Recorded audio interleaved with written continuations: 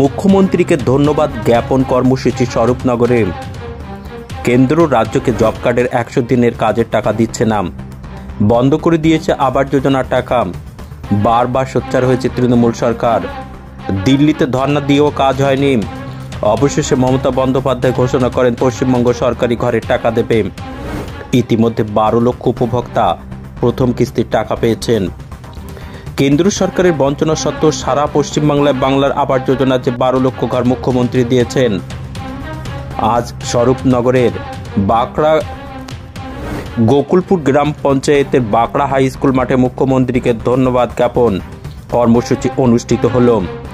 এই ধন্যবাদ জ্ঞাপন অনুষ্ঠানে উপস্থিত ছিলেন তৃণমূল কংগ্রেসের দুলালচন্দ্র ভট্টাচার্য, আব্দুল ওয়াহাব মণ্ডল, আবুল কালাম আজাদ, ব্রজগোপাল বিশ্বাস সহ অন্যান্য নেতৃত্বরা।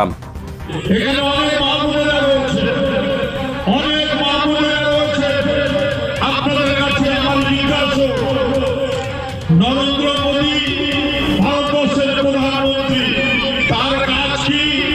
আপনার আমার পরিষেবা দেওয়া, বাঁকড়া গোকুলপুর অঞ্চলের মানুষের ভালো মন্দ দেখা, বাঁকড়া গোকুলপুর অঞ্চলের ভালো ভালো উন্নয়ন করা।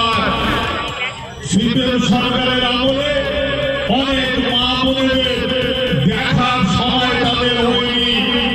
মমতা বন্দ্যোপাধ্যায় আজকে মা বোন তথা সর্বপ্রকারের মানুষদের সুচিকিৎসা দেওয়ার জন্য, ফ্রি চিকিৎসা দেওয়ার জন্য স্বাস্থ্য সাথী প্রকল্পের ব্যবস্থা করেছে। ভারতবর্ষের প্রধানমন্ত্রী নরেন্দ্র মোদী, তুমিও তো ভারতবর্ষের দায়িত্বে আছো আমাদের পরিষেবা দেওয়ার জন্য। কেন আমার একটা মা বোনেদের চিকিৎসার জন্য তোমার পক্ষ থেকে কেন কোনো ব্যবস্থা করোনি? আজকে বাঁকড়া গোকুলপুর অঞ্চলে শুভেচ্ছা বার্তায় সমবেত আপামর জনতা আপনার কাছে প্রত্যক্ষ বিশ্বাসের নেতৃত্বে তৃণমূল এককভাবে লড়াই করবে। যদি আমাদের মানুষ নির্বাচন না করে আমরা মুখ নিচু করে বাড়ি চলে যাব। কিন্তু এখানকার কিছু দালালরা সিপিএমের সঙ্গে প্যাক করে মনে করেছিল এখানে তৃণমূলকে হাঁটিয়ে দেবে। আমরা সেদিনকে বলেছিলাম, ওই তার হুঁশিয়ারি দিয়ে বলেছিলাম, যদি বাপের বেটা হয়ে থাকো সামনাসামনি এসে লড়াই করো, 1.5 তারিখ দাও, আমরা বাপের বেটা তোমাদের সামনাসামনি আমরা থাকবো। আসেনি আমাদের সামনে, আমাদের সামনে আসেনি। আজকে ভয়ে লুকিয়ে বাঁকড়া মাদ্রাসা নির্বাচন বন্ধ করে দিয়েছে।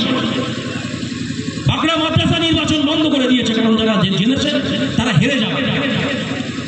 আজকে অনাস্থায় গিয়ে সামনাসামনি দিচ্ছে না, গোপনে গিয়ে টুক করে গিয়ে জমা দিয়ে দিচ্ছে। আগামী 30 তারিখে আমাদের অনাস্থার বাঁকড়া নিয়ে নিজেরা গ্রাম পঞ্চায়েতে অনাস্থার ডাক দিয়েছে। আমি এখানকার যারা সাধারণ মানুষ আছে আপনাদেরকে একটা জিনিস বলতে চাই। ব্রজগোপাল বিশ্বাস অত্যন্ত ঠান্ডা সুরের মানুষ, ভদ্র মানুষ। আমি এত ভদ্র মানুষ জানুস না, আমার চরিত্রটা একটু আলাদা। আমিও এত ঠান্ডা নির্মমভাবে কথা বলতে পারি না।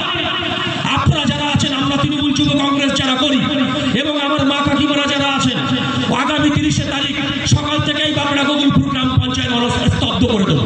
আপনারা আছেন তো? আপনারা আছেন তো আমাদের সাথে? বাঁকড়া গোকুলপুর গ্রাম পঞ্চায়েত আমরা স্তব্ধ করে দেবো।